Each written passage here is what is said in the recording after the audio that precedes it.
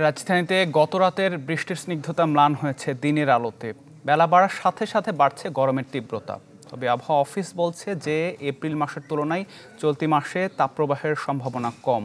3 দিন পর থেকে বাড়বে বৃষ্টিপাত।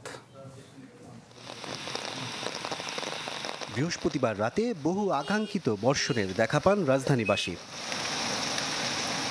মূলত রাত ৯টার পর থেকেই গুড়ি গুড়ি বৃষ্টির দেখা মেলে ইসলামপুর, গুলিস্তান, গুলশান, মিরপুর, বারিধারা, আগারগাঁও সহ ঢাকার বিভিন্ন স্থানে। পরে বাড়ে বৃষ্টিপাতের পরিমাণ।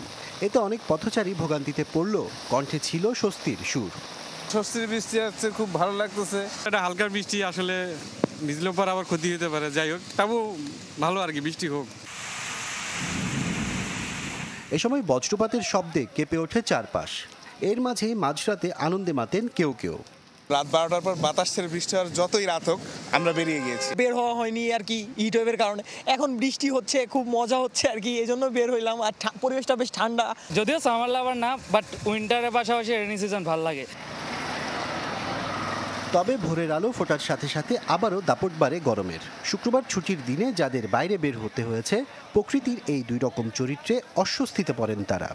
বৃষ্টি পরবর্তী তাপমাত্রা আজকে আর বেড়ে গেছে, খুব অস্থির লাগতেছে। আজকে তো অনেক তাপমাত্রা, এখন বৃষ্টি তো তেমন একটা প্রভাব ফেলতেছে না। আমার কাছে প্রচুর তাপমাত্রা মনে হচ্ছে, এবং কি আমার নিজের সমস্যা আছে, গাড়ি চালাচ্ছি। আবহাওয়া অফিস বলছে 6 মের পর কমবে তাপপ্রবাহ। সারা দেশে বাড়তে পারে বৃষ্টিপাত। 6 তারিখের পর থেকে ওইভাবে তাপপ্রবাহ থাকার সম্ভাবনা না। সেই সময় কিন্তু বৃষ্টিপাতের প্রবণতাটা বৃদ্ধি পাবে, এবং বৃষ্টিপাতের ওই স্পেলটা পার হয়ে যাওয়ার পরে আসলে পরবর্তী অবস্থা তাপপ্রবাহ বোঝা যাবে যে কী অবস্থা ধারণ করতে পারে। তবে এপ্রিল মাসে যে অবস্থা হয়েছে, তীব্র বা অতি তীব্র তাপপ্রবাহ ছিল, মে মাসে ওই রকম তীব্র তাপপ্রবাহের সম্ভাবনা কম। মে মাসে 3 থেকে 5টি শিলাবৃষ্টি সহ 2-1টি কালবৈশাখী ঝড় হতে পারে বলে জানায় আবহাওয়া অফিস। আশরাফুল আলম আকাশ, চ্যানেল 24, ঢাকা।